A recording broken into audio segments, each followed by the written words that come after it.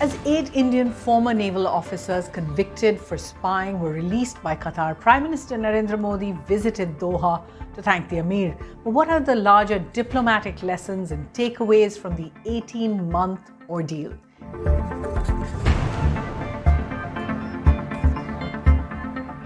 Hello and welcome to Worldview at The Hindu with me, Suhasini Haider. Up ahead, we're also going to be speaking to one of the men who suffered that ordeal and returned, a former naval commander, Amit Nagpal. But first, let's just get you up to speed on all that's happened. This week brought good news. 7 of 8 released Indians, former naval personnel, returned to their families as the Amir of Qatar decided to free them.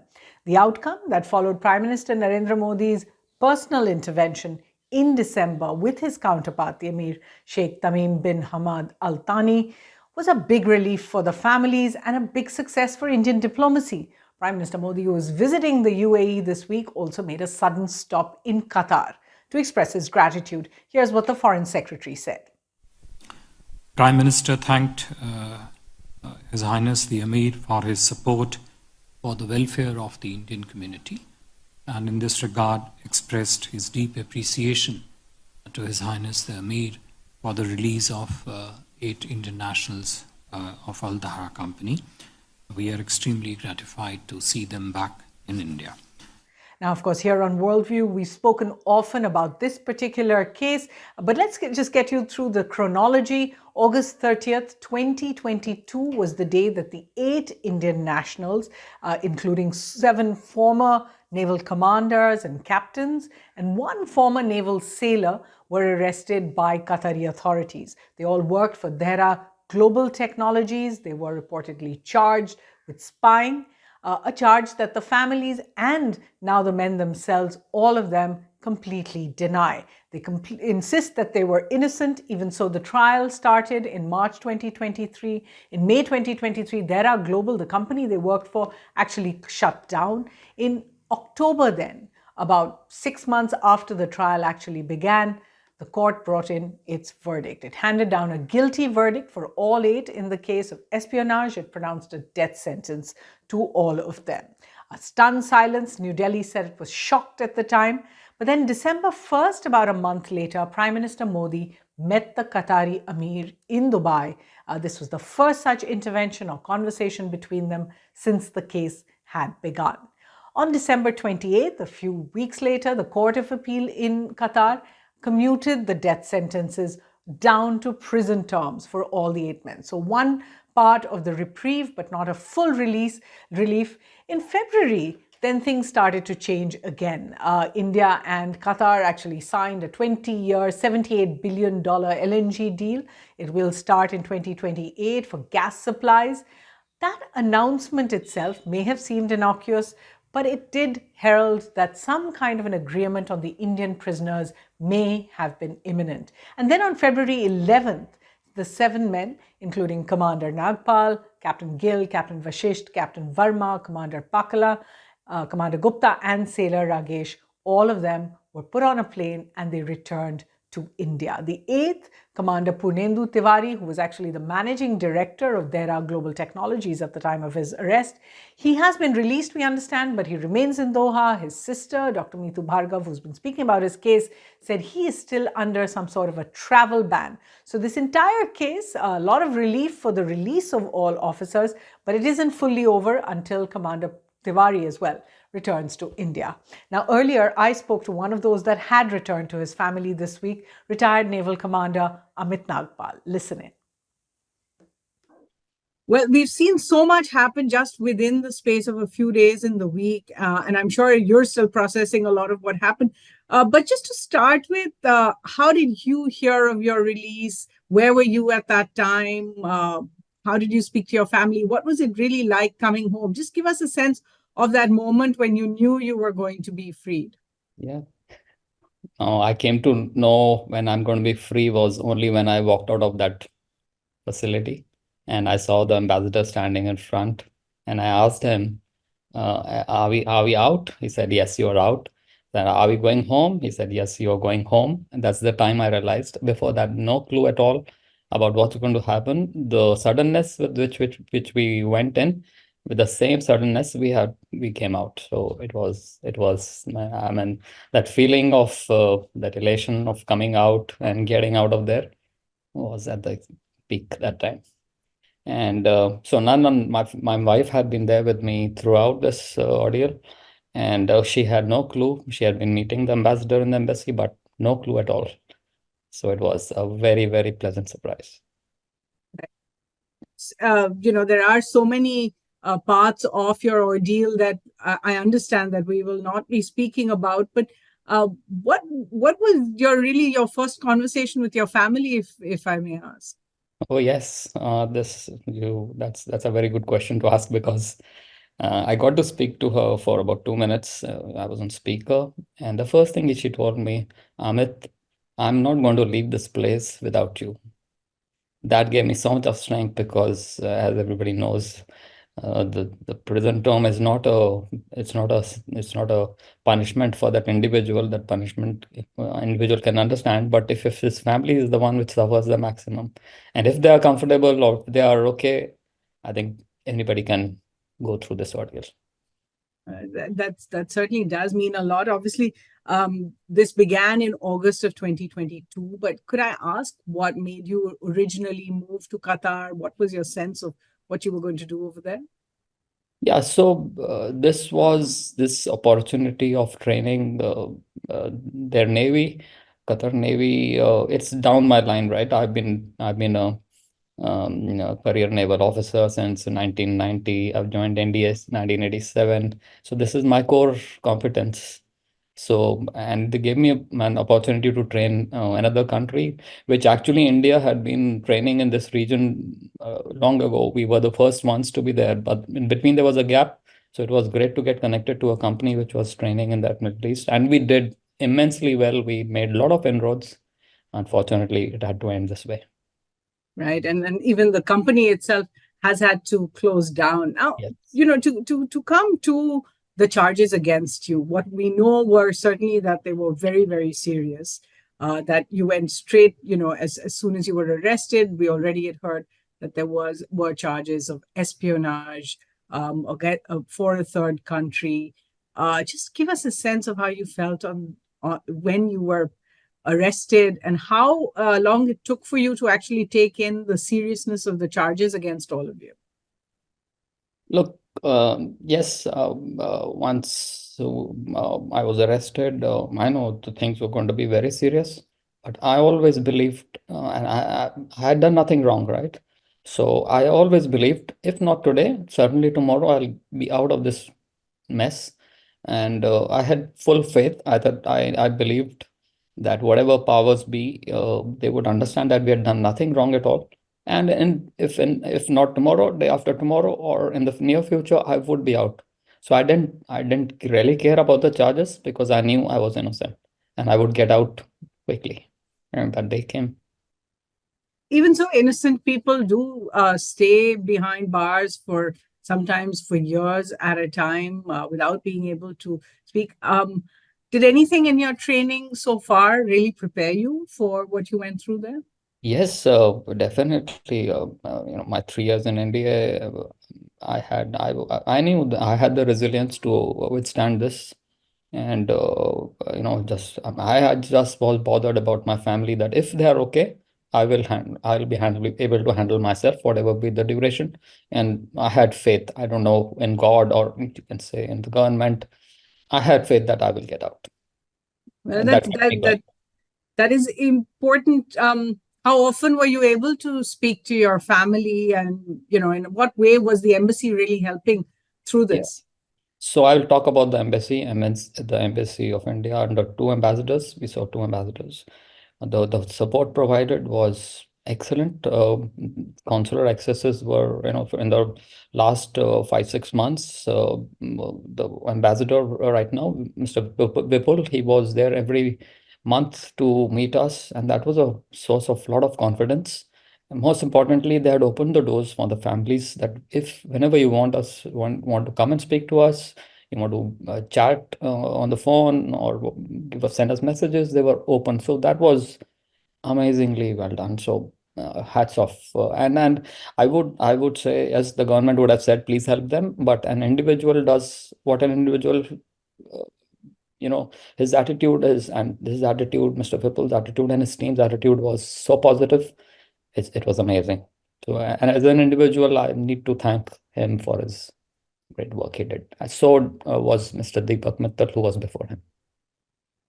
Certainly. And of course, Prime Minister Narendra Modi has now visited Qatar very quickly after you came back to India, thanked the Amir over there. All of this happening in just a few months, the pronouncement of the death sentence. Yeah.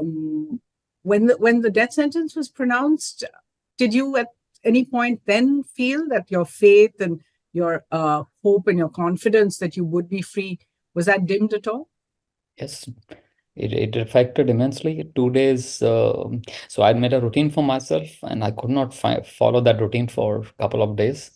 Till the time I spoke to my wife next, when she told me, actually, we didn't come to know about this death sentence in the court.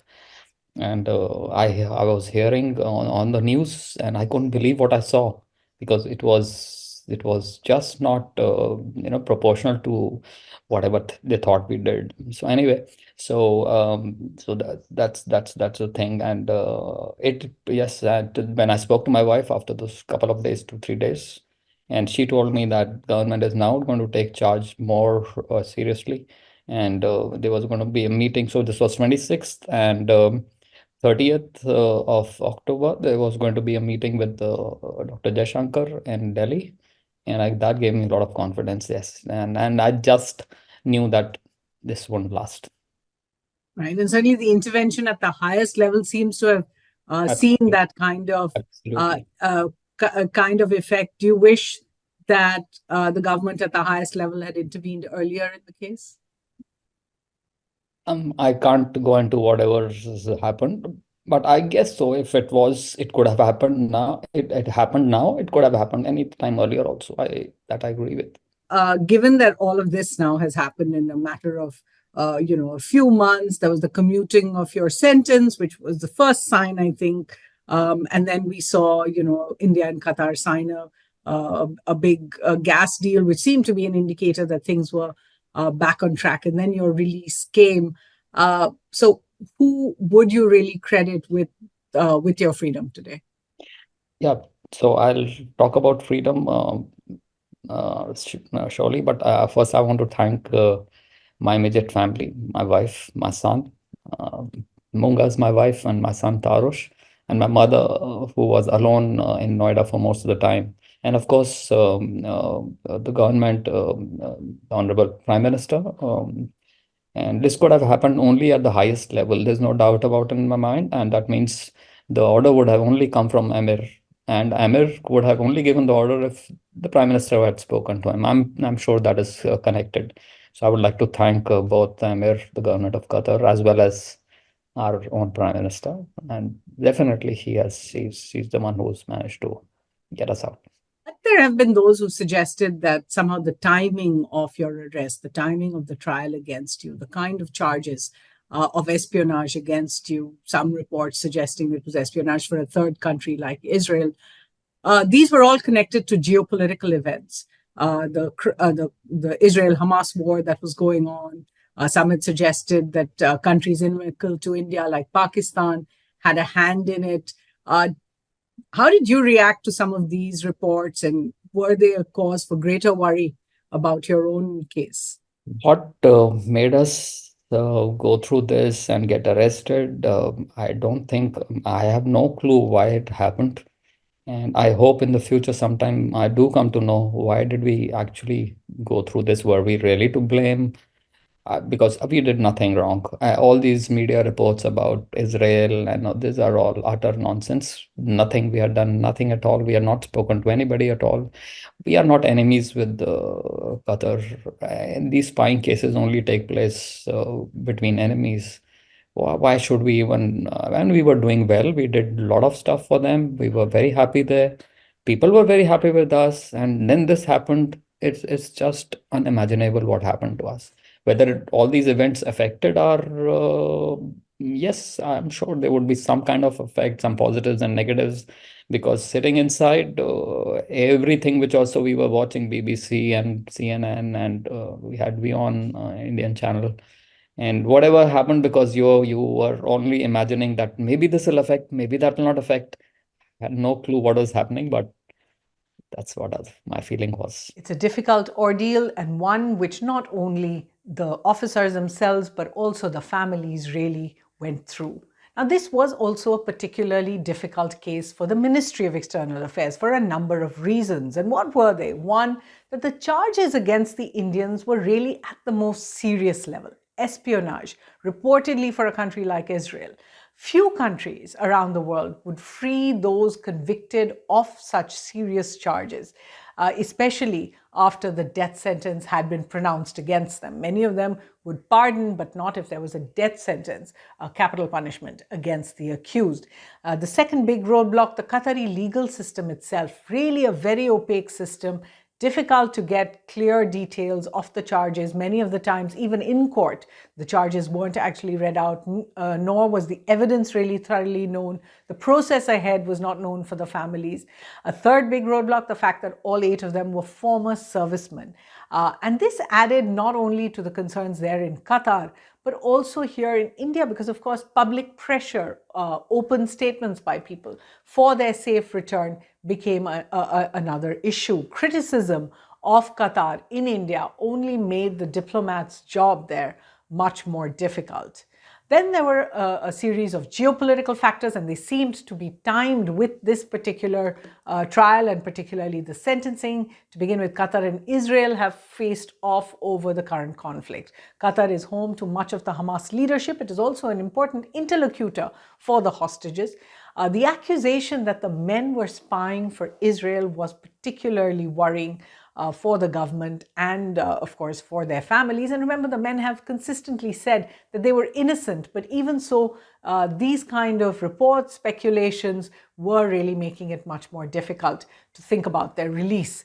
India's balancing act on the Israel-Gaza conflict is a factor as well. New Delhi's vote at the United Nations in October that abstained from criticism of Israel. Remember, we told you about it on Worldview.